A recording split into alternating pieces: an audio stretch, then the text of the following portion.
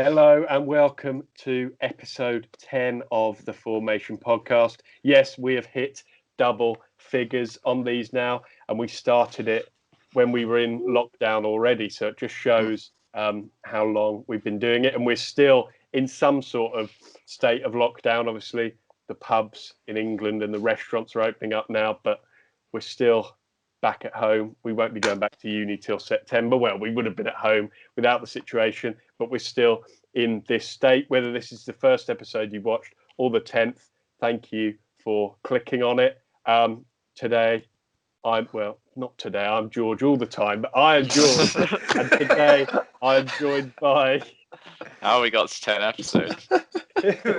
I'm George and I'm joined by... Harry. Sam. And only for today, I'm Devon.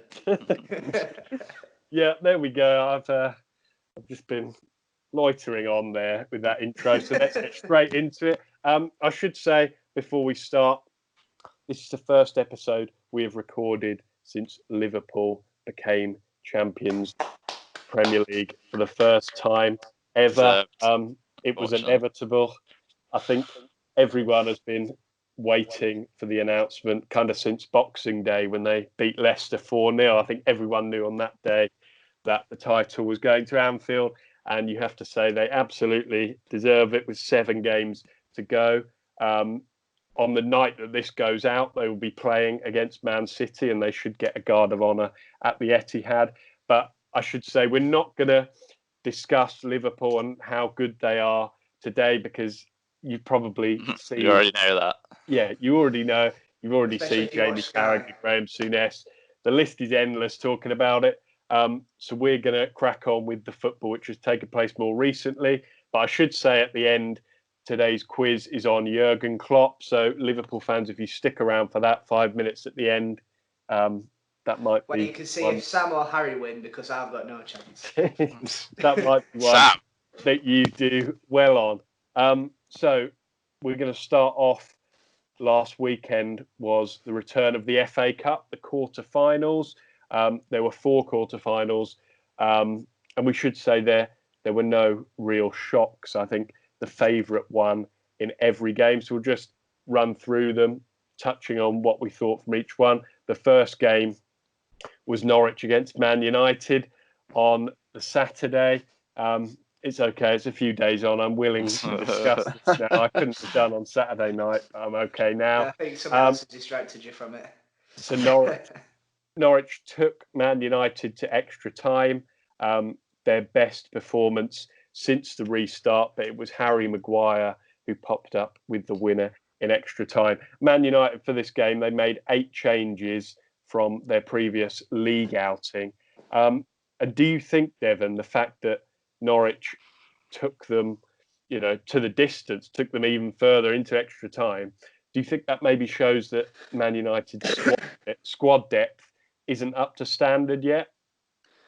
Yeah, I think then, as I put in my report that I was doing for the game, the changes seem to really knock the wind out of Ole Gunnar Solskjaer's side.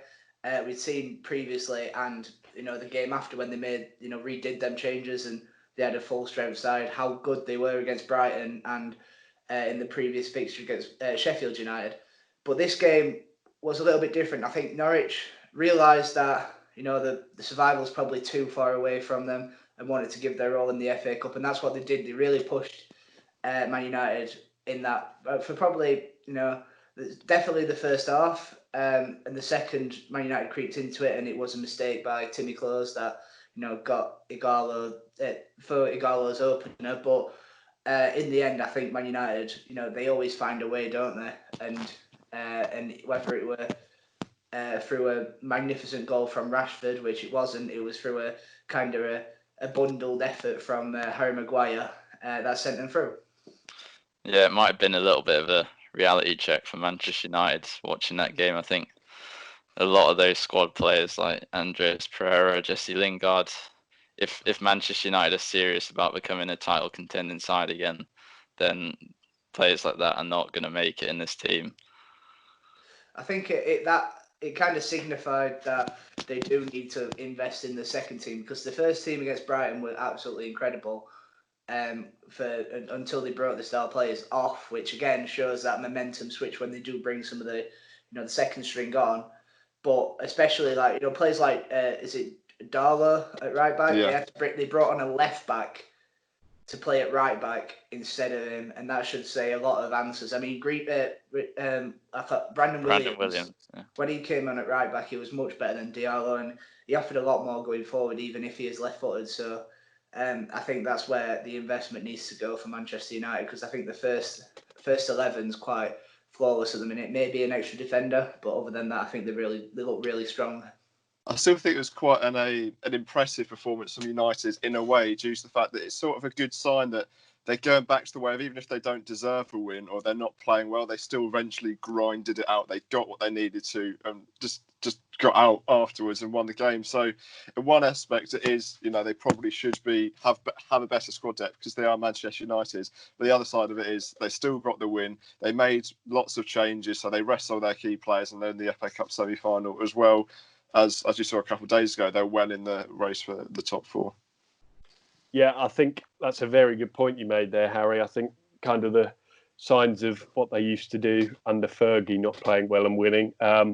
As for Norwich, I think this gave the Norwich fans not something to cheer about, but it was a game in which Norwich actually competed and looked like they wanted to win, which they hadn't done in the previous two home games. Tim Krul was probably man of the match in goal, keeping it at 1-1 for so long and then eventually conceding at the end.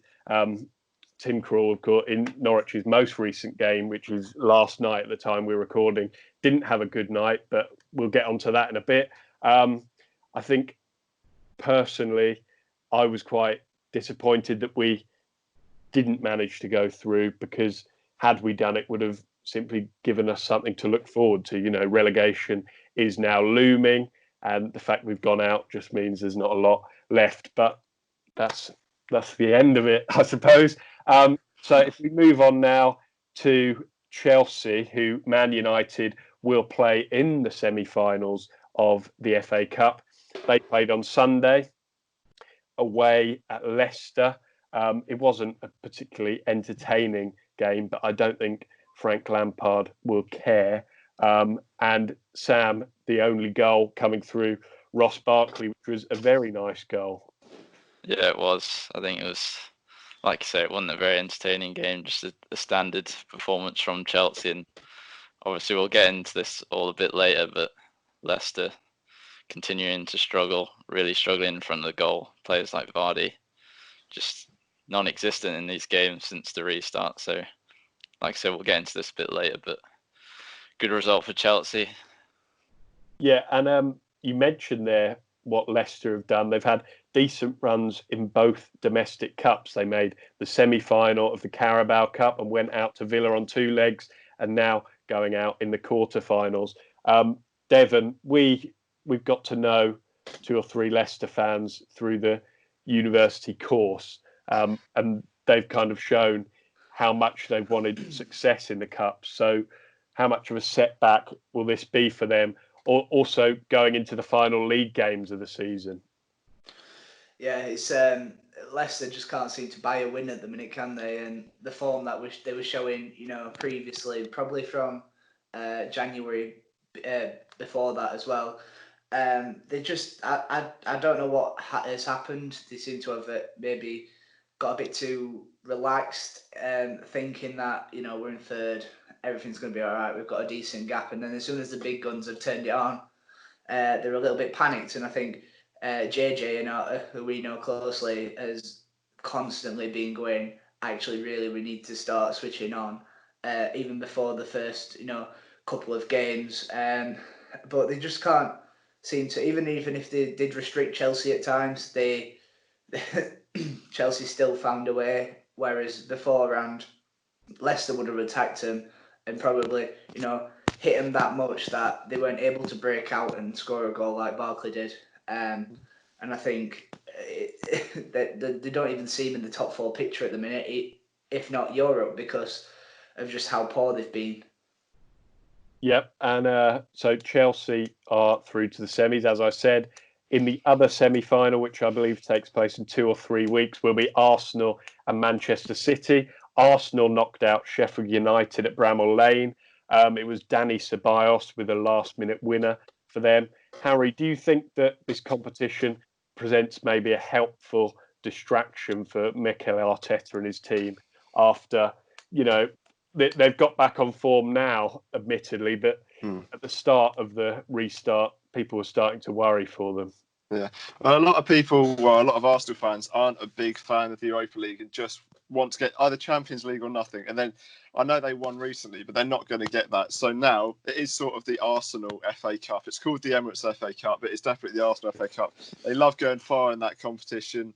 And I predicted a couple of weeks ago that I think they're going to go the way because they're going to put sort of not all the eggs in that basket, because there is a 10% chance that they could get the Champions League, especially if there's inconsistencies with other top 4 teams. But this is a real opportunity for Mikel Arteta to get a trophy within a few months of getting in charge, and just getting the Arsenal fans on sides, because I know some people think silverware is overrated and they prefer to get top 4, but if you get one of them rather than neither, it certainly lifts the mood.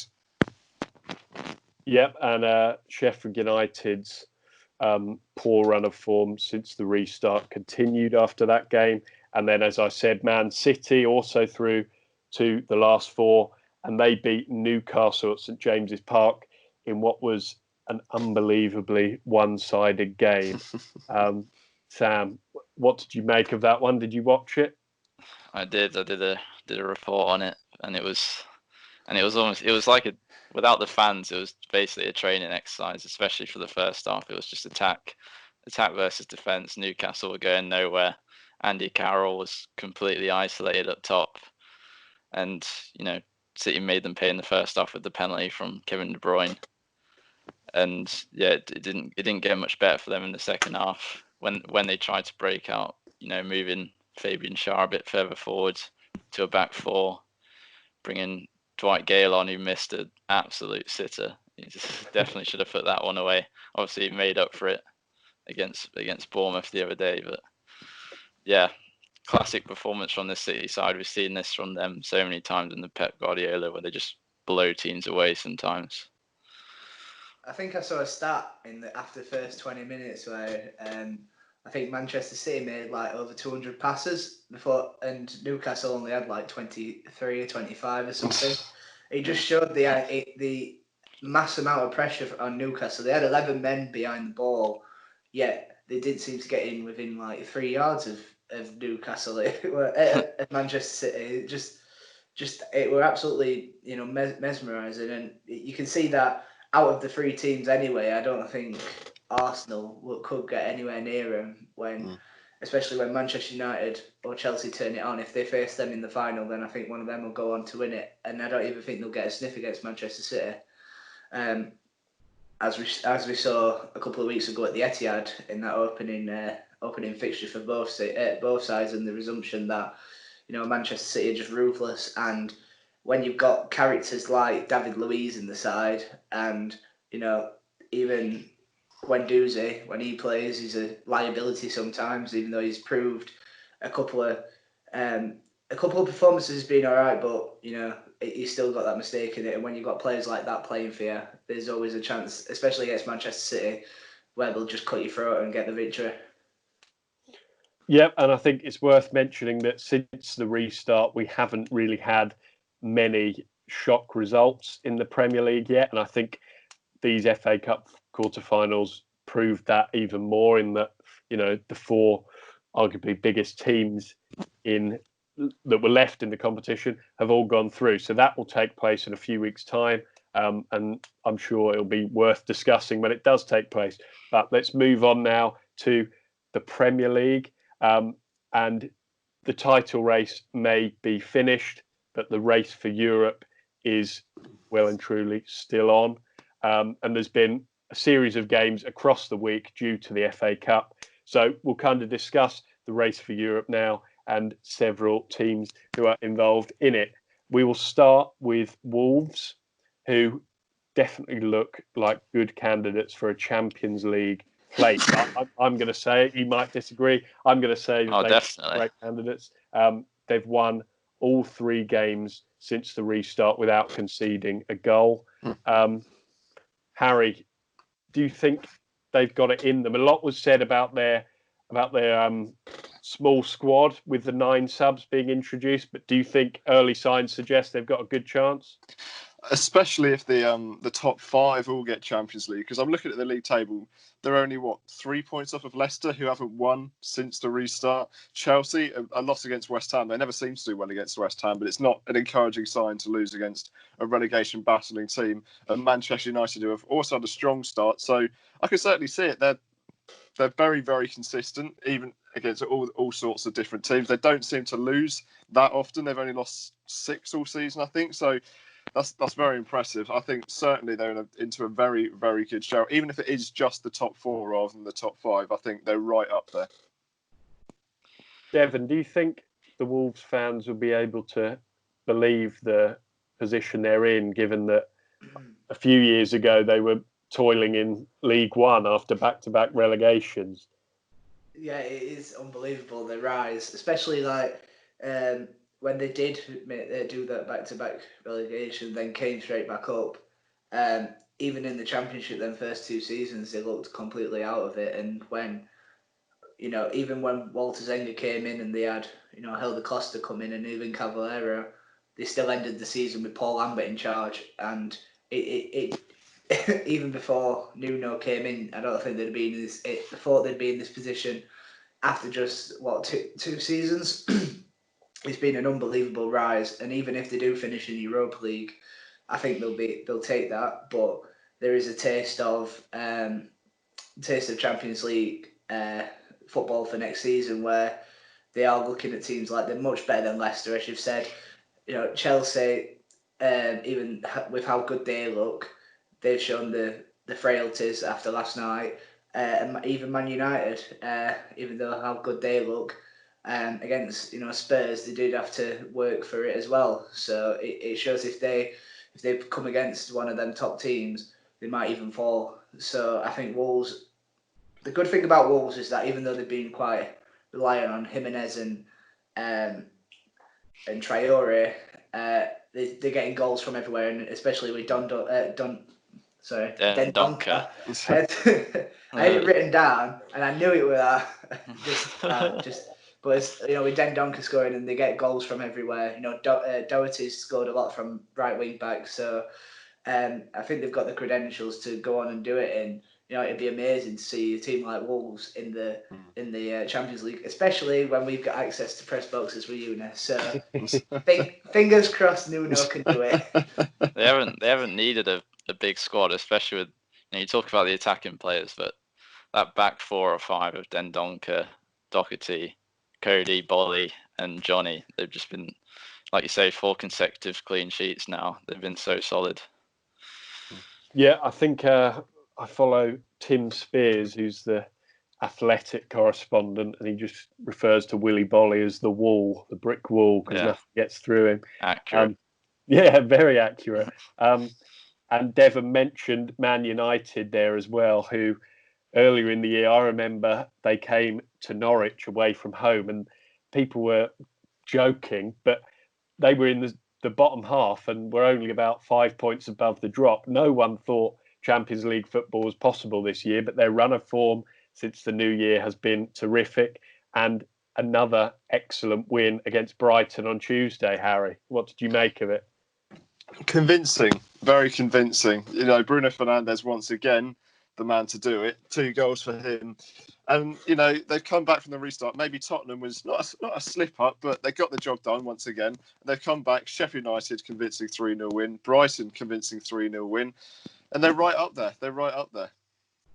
It's starting to sound like a broken record now. Obviously, Harry already mentioned him, but Fernandes, the impact that he's had since he's come in. I mean, only Wolves, who we've already mentioned, have matched Man United for the amount of points they've gained since he's come in, and they've scored 28, only conceded 4. They've been really solid. You look at their next. Oh, sorry. Go on, Harry. Sorry, I was just saying. You look at their next 4 as well: Bournemouth, Aston Villa, Southampton, Palace. 4 from the form they're on. That's 4 wins, or at least an undefeated streak.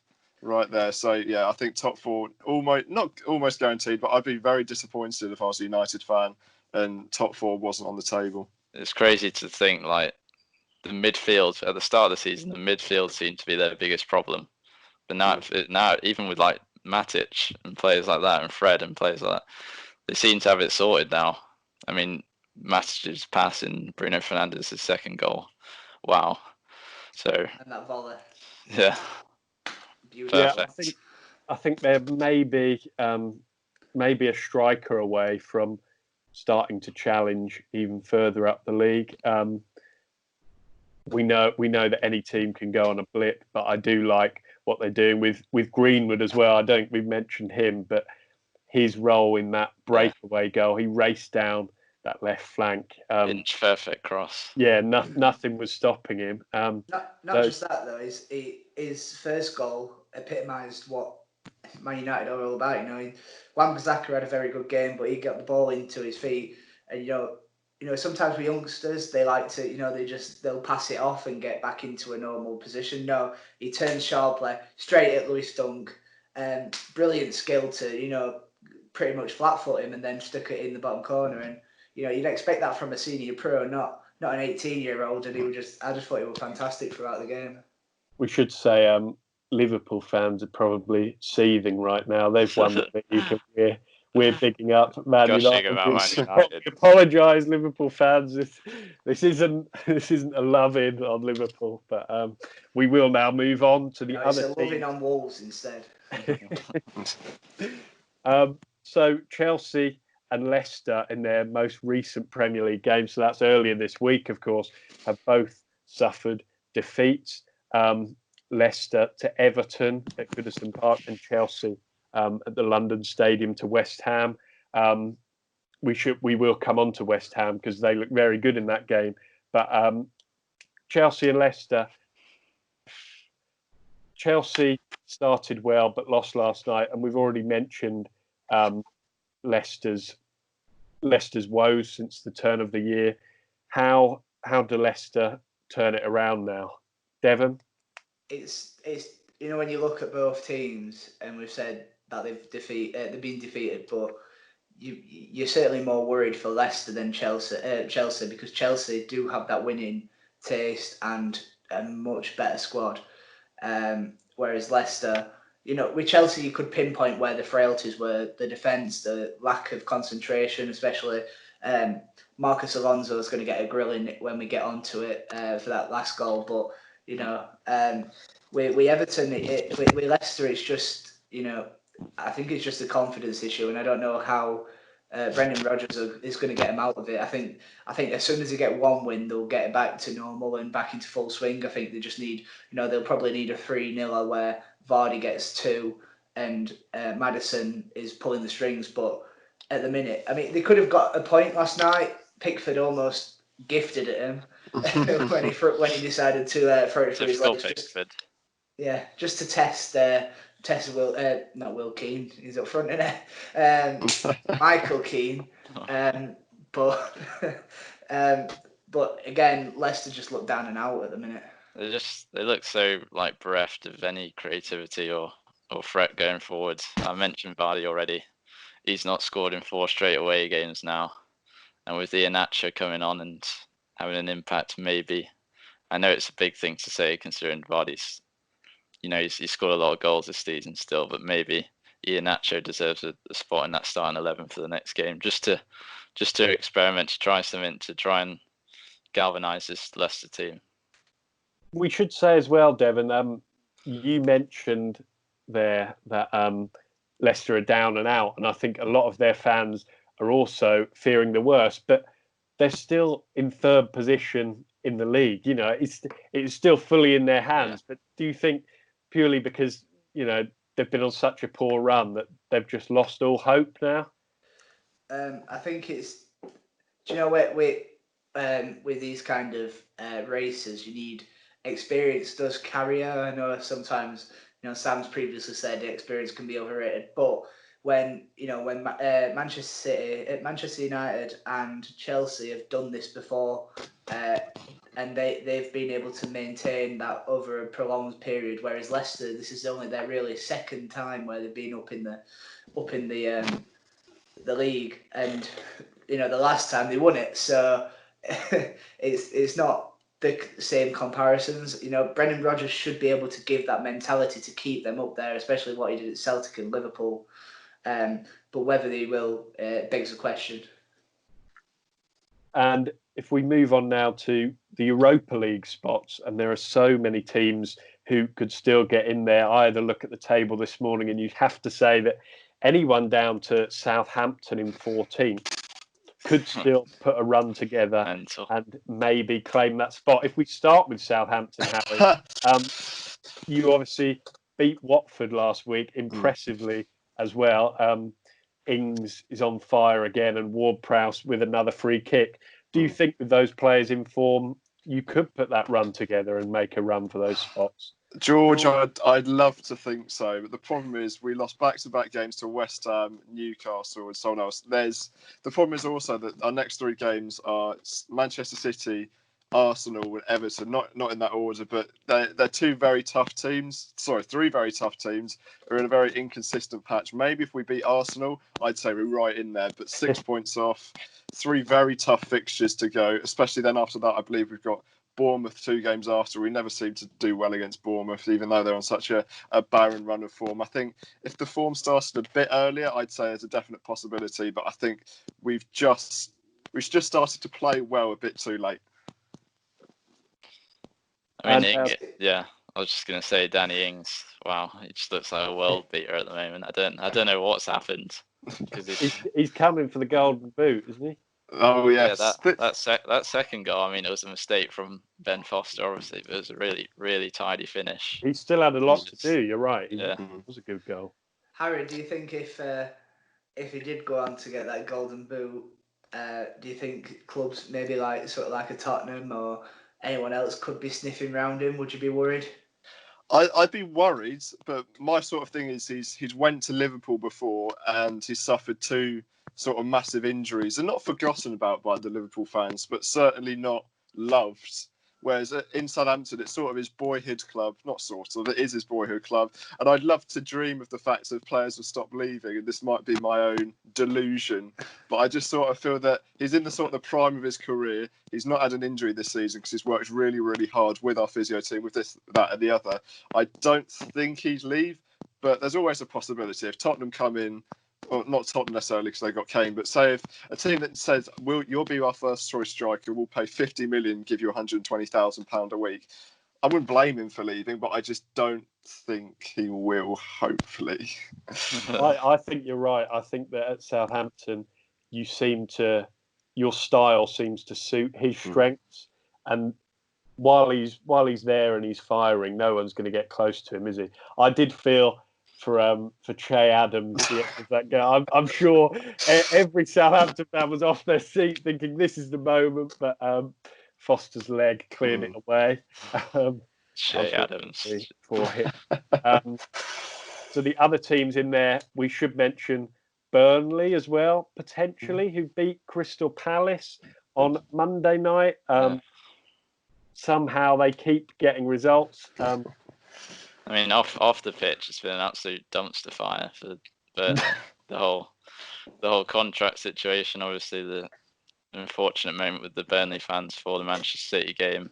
Dyche maybe flirting with the other club, with some other clubs in the league, but again, another maybe he is. Ben Mee once again, this time leading by example on the pitch with a nicely placed header.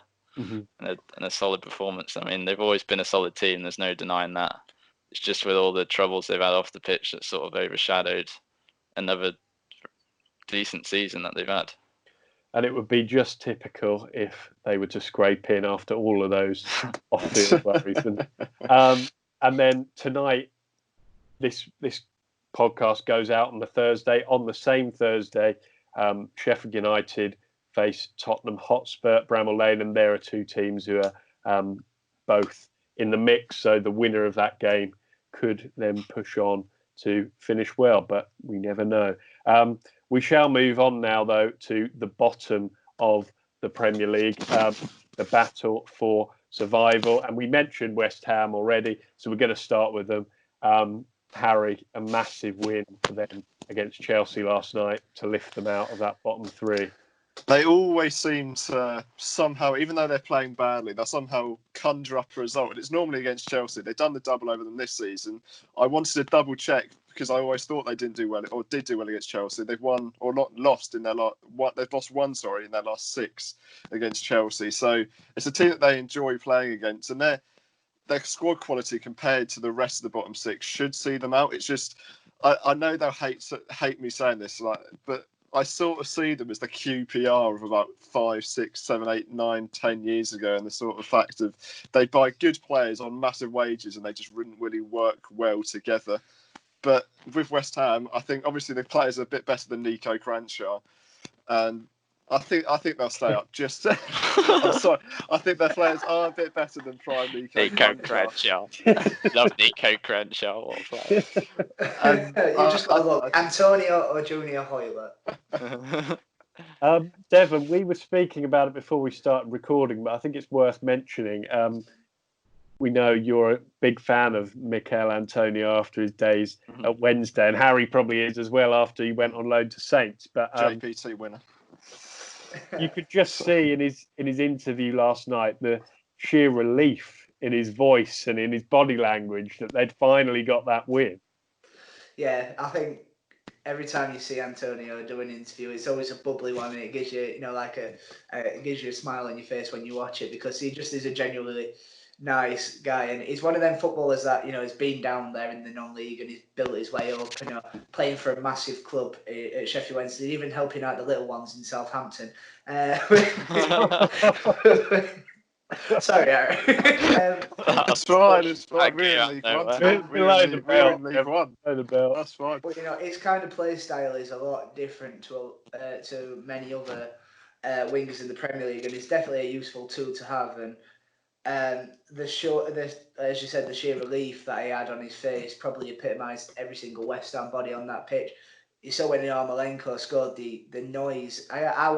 I've been watching games without crowd noise because it drives me insane seeing that a chance goes and you've got an artificial crowd in the background. But to see that, I think every single West Ham player screamed at the same time, and it gave a real burst of, yes, we're going to do this. And I think they are, because like Harry said earlier, and I said a couple of episodes back, I think their squad is miles better than a lot of the other teams, and they realistically could have been higher than the likes of Newcastle, but for some reason it's just not clicked. And I think probably if they had a better, more creative coach, then maybe they might be able to flourish. But David Moyes is doing a job, and this is ideally the job that he's meant to do to keep them up in the Premier League. But if they want to progress onwards, I don't think Moyes is your man.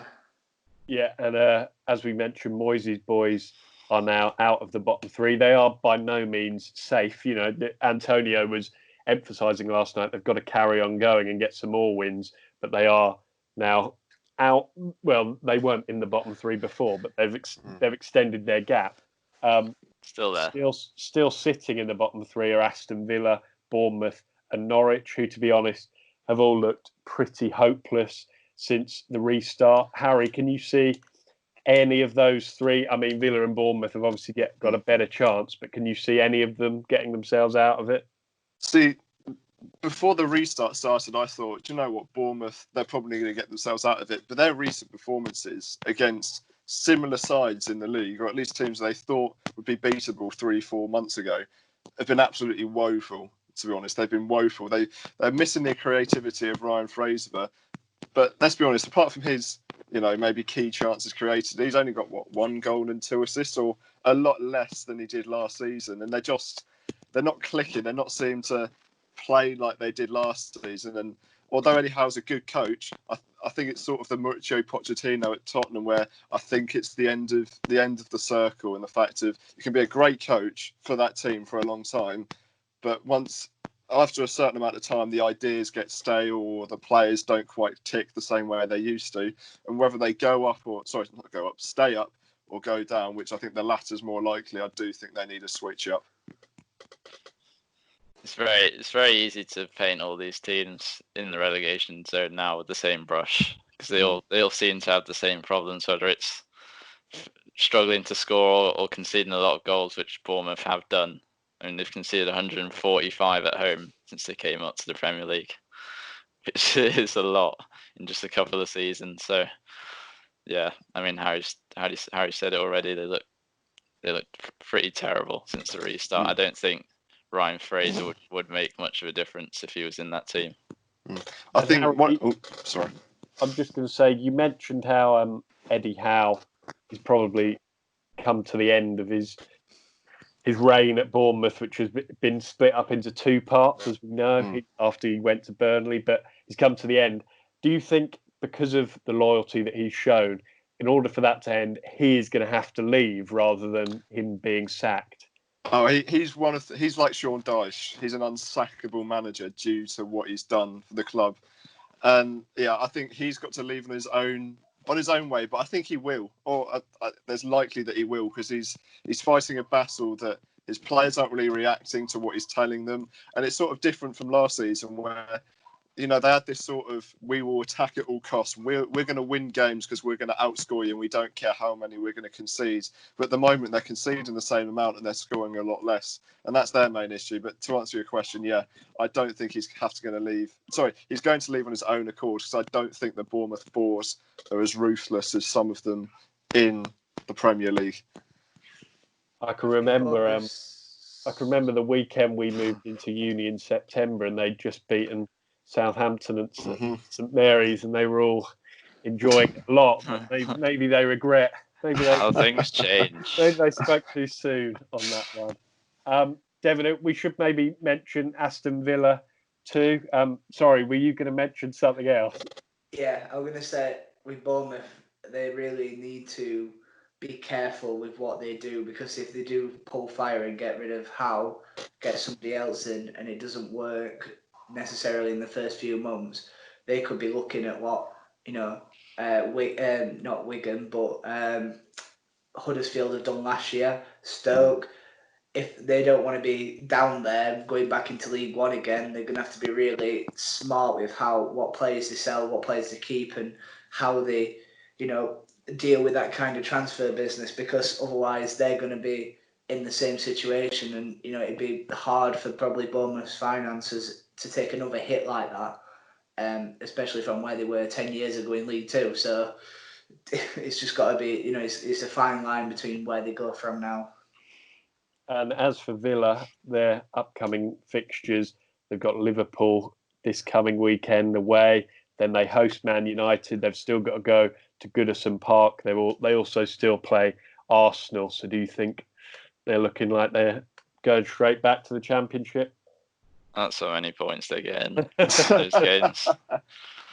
Yeah, I mean, this is another broken record on this podcast from an Aston Villa point of view, but the business they've done in the summer is just not satisfied.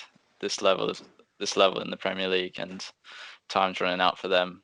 And they've, since the restart, on the opposite side to Bournemouth, they've really struggled to score. I think it just shows the void of quality between the Championship and the Premier League. I was watching it last night. Obviously, we're going to get onto Championship in a second, but you know how West Brom played and how Leeds have been. They're probably going to have to invest heavily, you know, to even have a shout at staying up, because the difference in quality between the two leagues is irremarkable. Because you know, Villa have pumped money into it, and yet they still look like a Championship side doing the same Championship mistakes. And you know, in that first, especially when they were under Bruce, they still look like they're playing like that. Even that now they're under a new manager in Dean Smith. It's the same problems that Villa have had, and they've just been lucky that Jack Grealish has been a shining light, really. And you know, they've had players like, you know, McGinn has really revitalised that midfield, but other than that, they do look really, really poor. And I don't know whether they'd come straight back up. It probably will do, because I think now they're at the point where they are better than a lot of teams in Championship. But other than that, I think they're just going to end up being a yo-yo club unless they've got some kind of structure or, you know, a plan together. So we will now move on to talk about the second tier. Devon mentioned it there with Leeds and West Brom leading the way. Leeds from their first 3 games have dropped 5 points. And I think Marcelo Bielsa said it was 5 points that they could have won quite easily. They're inside the top 2 by 6 points with 6 games left. I had a look at their fixtures earlier. I'm going to read them out. They are Blackburn, Stoke, Swansea, Barnsley, Derby and Charlton. And they are all teams with something to play for. So, Sam, do you think that makes it more difficult for them to get it over the line? Yeah, it seems with that 3-0 win over Fulham that was like really.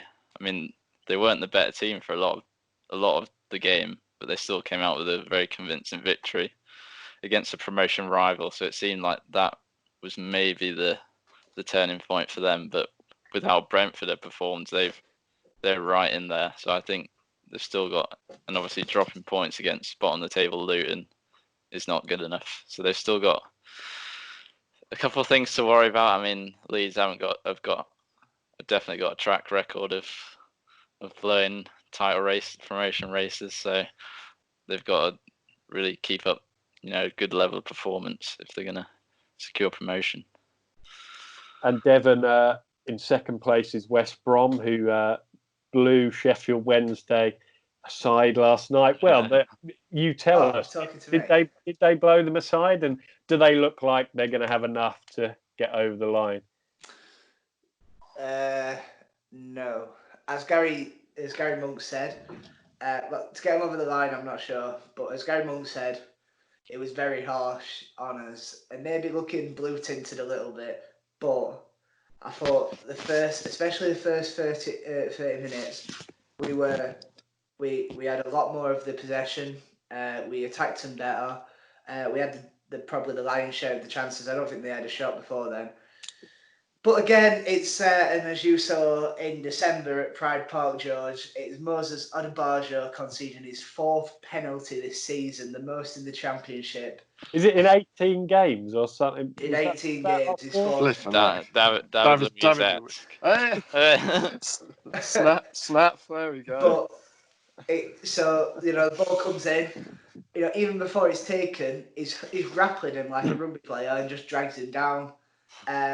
At the first, in the first replay, you think, well, he's not even done anything. But when you look at the second, you're like, I think I threw my pillow across the room because I was that mad. I didn't want to get into any trouble. But then from then, I think even after that, we had a chance in the second half with Harris. He hit the post.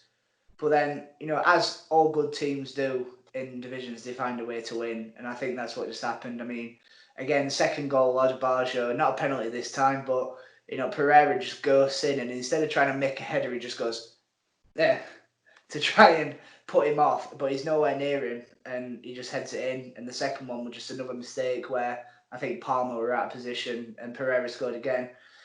But based on that performance, I don't think, and the performance I saw against when they played against Brentford last week, is that they don't look like a Premier League side at all. And even because they've come down and they've had 2 years, they've kind of stagnated in terms of being a Premier League side. And they have got that, connotation of being a yo-yo club, but still they don't look like they could compete at all. And same with Leeds.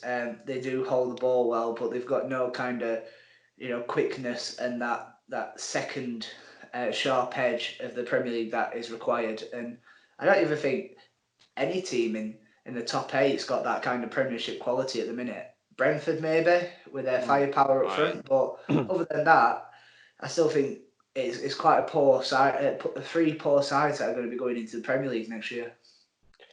Well, like you say, Brentford are the team making chase. They are, I think, 5 points behind West Brom, and similarly to Wolves, they've won every game since the restart without conceding a goal.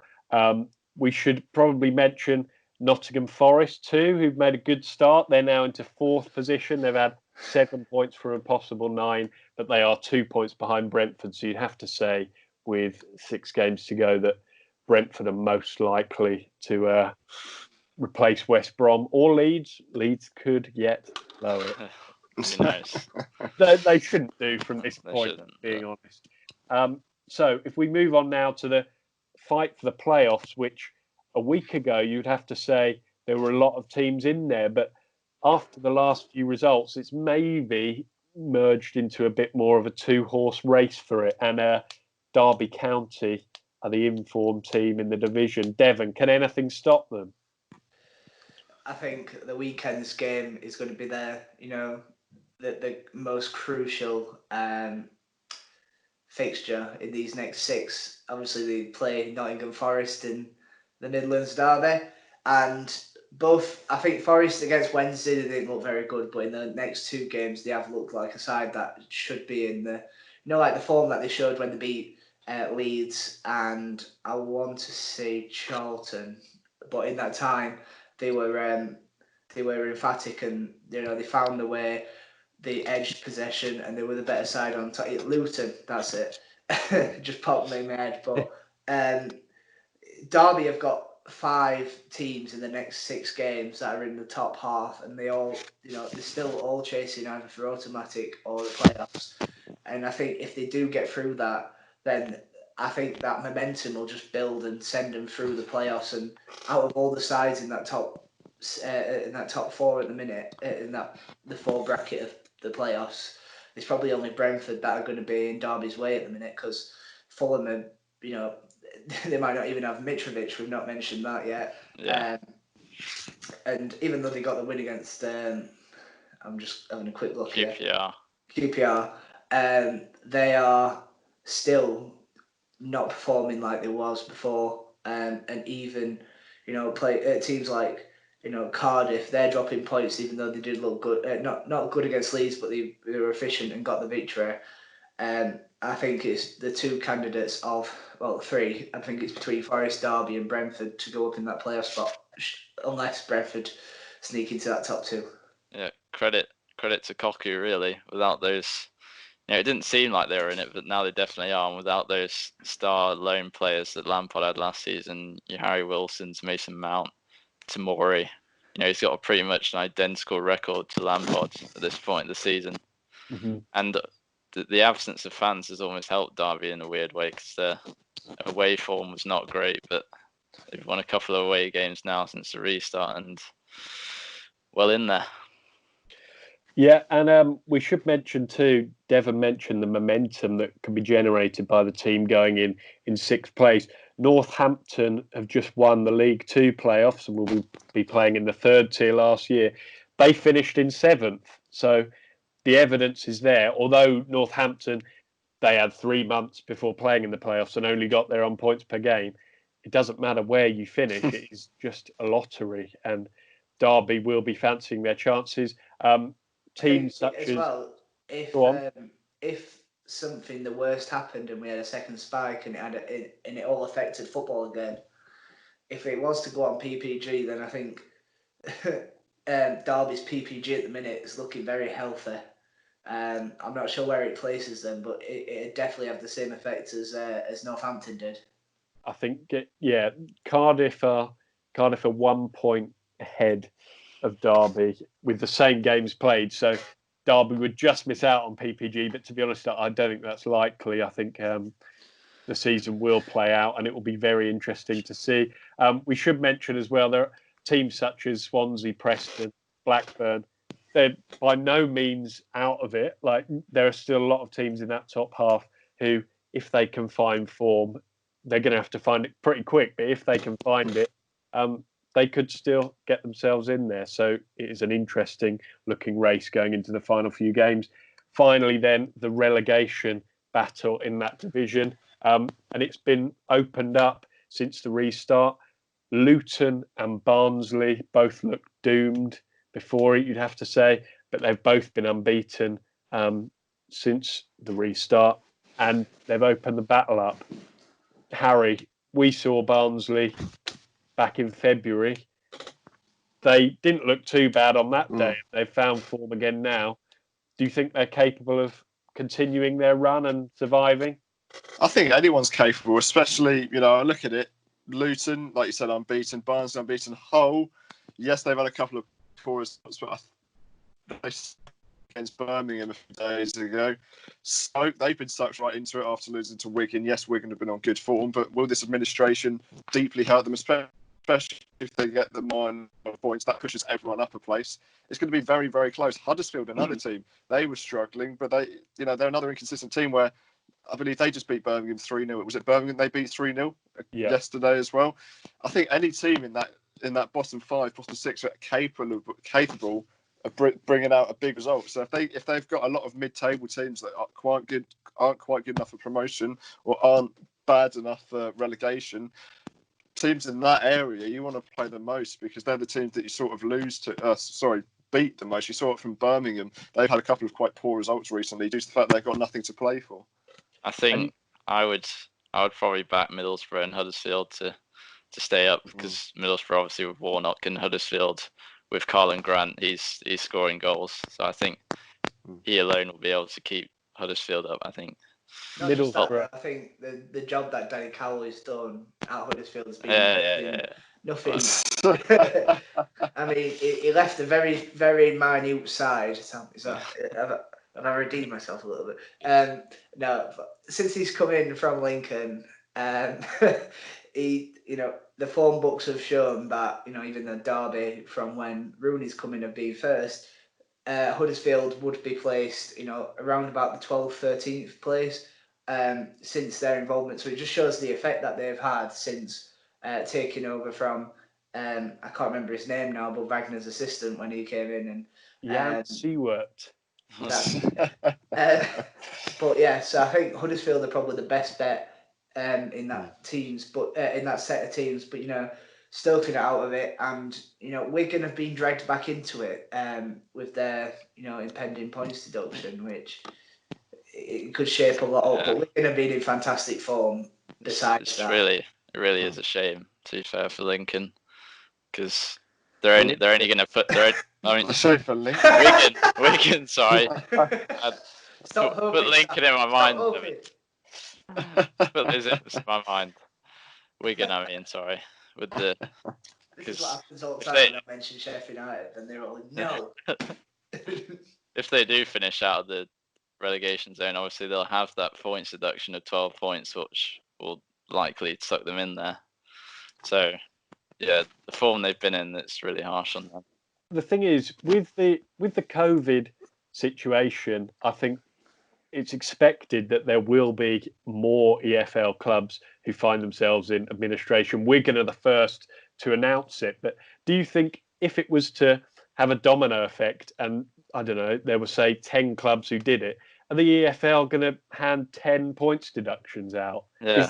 Is that sustainable? I think, was it the Huddersfield owner who said he thought that maybe 50 or 60 teams might go into administration, which would be absolute carnage. The thing is, as well, with the EFL, is that this comes 4 weeks after a takeover. Where's the ratification process to stop this happening, or ensure that it doesn't happen? Also, the thing is like, this is supposed to help. The EFL is supposed to help these kind of teams, yet a points deduction could relegate Wigan, again straining finances next season.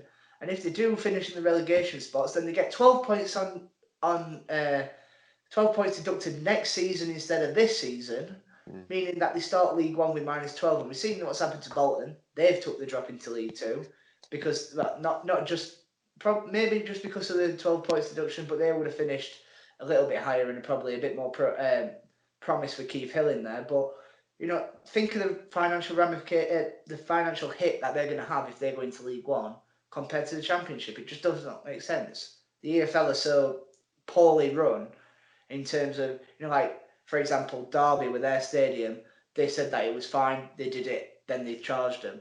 What kind of process is that? Rant over. No, you made some. It's definitely worrying. It's very worrying. Valid points there for sure, Dev.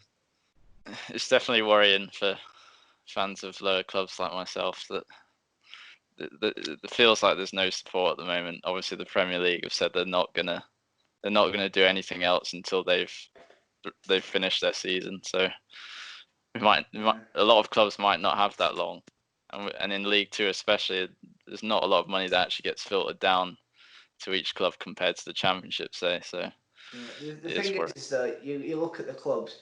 There's been more focus on the top end Championship sides rather than the bottom end League One and League Two, and it shows that money does talk in football, especially the EFL, because the fact is that they concentrated on Championship coming back, and just they were just going to put the points per game and make League One and Two not even come back at first with a playoff situation, and at least they've got a little bit of football to be played. But everything's up in the air at the minute with the virus, and this is just one step where the EFL could have done better in the past or helped, especially like wage caps in the future and stuff like that, where they need to be brought in, because any team we've seen with Salford, they're loaded at the minute, and this League Two team struggling, where they're just going to keep propelling themselves because of the money. Whereas, like Grimsby have had fan funded at the minute, are being, saved by the fans, where, other teams are fine because they've got millionaire owners. So there needs to be that kind of level playing field in terms of finances, and not just the FFP, because that's a load of, I'm not going to swear on the podcast, but that's just a load of anything, because it just doesn't make sense. Yes, it is helping teams stay in and stopping losing more than 30 million a season, but if you do break that, they're going to fine you. What? I mean, let's be honest, UEFA would fail financial fair play if they yes, as we've seen with Manchester City. Yeah, Devon, you're not a happy man either. That should make for we'll have to find a little thumbnail in there, like a clip it up. Inspired by Ed Haig Saunders. Yeah, I'll ask Ed if he could just go like that on the side of the screen. Make sure you subscribe. Get the red arrows in. make sure to like and subscribe for more EFL based content. Rants. So the relegation battle is wide open, as we said, and that will play out over the next few weeks and will be entertaining. Liverpool fans, now it's the time. If you are still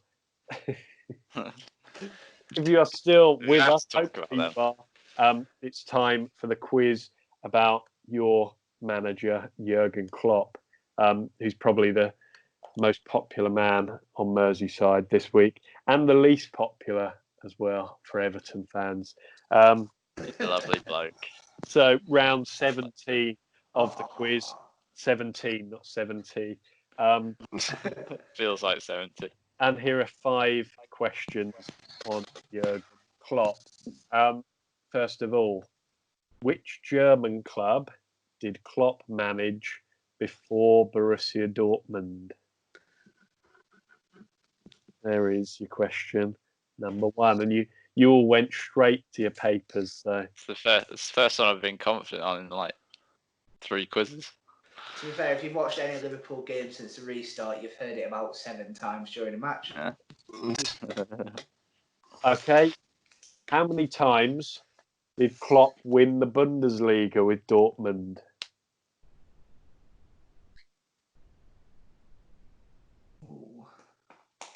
Was it? This one has been spoken about a few times over the past week in the media too, I think. Okay.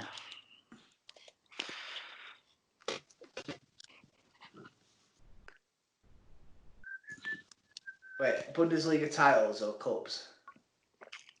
Bundesliga titles, league titles. I thought that's what he said, and then in my head, someone was telling me it means cups as well. I was like, what? I know you're cleared up on Borussia Dortmund's DFB Pokal record. Okay, question. I've got all posters at wall. Klopp replaced Brendan Rodgers as Liverpool boss in October 2015. But where did the Reds finish at the end of the 15-16 season?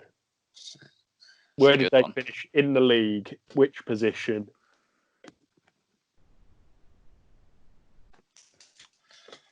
Great character. You get Europe on that. Thank you. The tension is delightful. Okay, time for question number 4. In that same season, 15 to 16, Liverpool reached the Europa League final. And they beat Borussia Dortmund in the quarters, I think. They beat Villarreal in the semi-finals, but they lost to Sevilla 3-1 in the final. Who scored the Reds' only goal on the night? This is quite difficult, maybe, because you're going back 4 years, but who scored their only goal? And they had plenty of strikers that didn't do so well going around at the time. Klopp's first Don't you final dare slander. as Liverpool boss. Who scored their only goal? I'm not a fan of your Ricky Lambert slander there, Sam. I've got to be honest.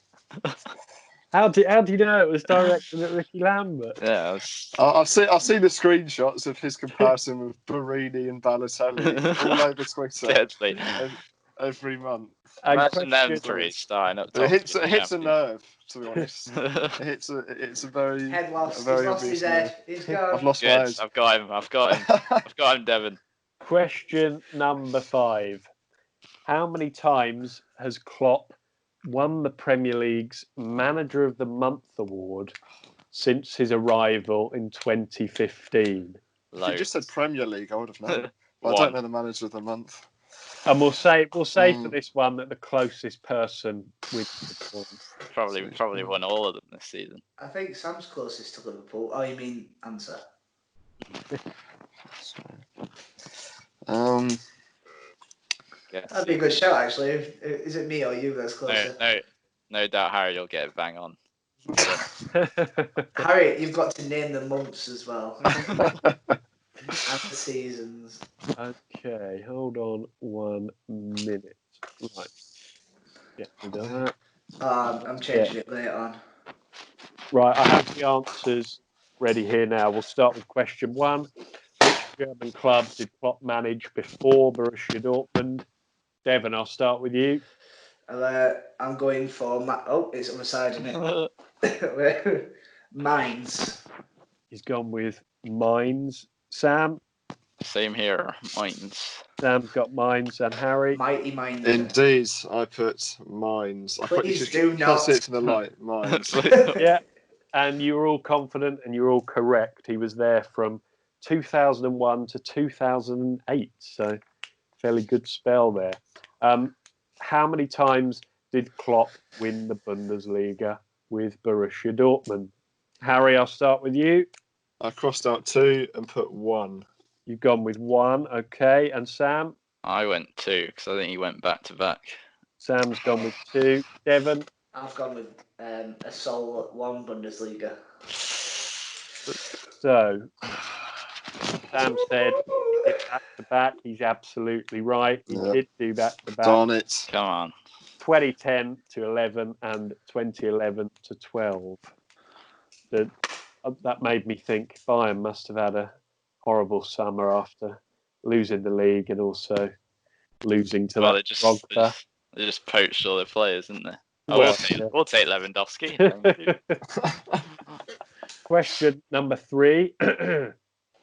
Klopp became Liverpool manager in October 2015, but where did the Reds finish at the end of the 2015-16 season? I'll start with Sam on this one. I went 8th. Sam went with 8th. Devon? That's kind of reassured me. I took a little punt, but I've also gone for 8th. Devon's got 8th too, and Harry? Yeah, I put 8th as well. Oh. You've all gone for 8th, and you're all correct. Oh. Yeah. Well then, guys. I thought Harry would get it because in 6th that year was 63 points. That's Saints. Yeah. And then they offloaded all their squad. It's either 8th or 9th, and I was pretty sure it was 8th. That was with Graziano Pella, wasn't it? It was a delightful season. Do Santa. I always remember them singing that because we lost there. Forget it. Let's move on. Forget about it. Question number 4. Liverpool reached the Europa League final at the end of that same season, 15-16. They lost 3-1 to Sevilla. Who scored Liverpool's only goal on the night? Devon. I've gone for, because I'm not 100% sure. I did go for, I went put N for Sadio Mane at first, but then I thought he might not be there. So I've gone for Daniel Sturridge. Devon's gone for Daniel Sturridge. Harry? Yeah, I went the same. I went Daniel Sturridge. Harry's gone with Sturridge. Sam? I also went Sturridge. Sam's got Sturridge too. It's too easy this week, isn't it? We are good. I did it in a bit of a rush, I'll be honest, but See, we do care about Liverpool. clearly it needs more time. It's way too easy. I'll be impressed if you can get number 5 bang on, although the point will go to the closest person. How many times has he won the Manager of the Month award in the Premier League since arriving?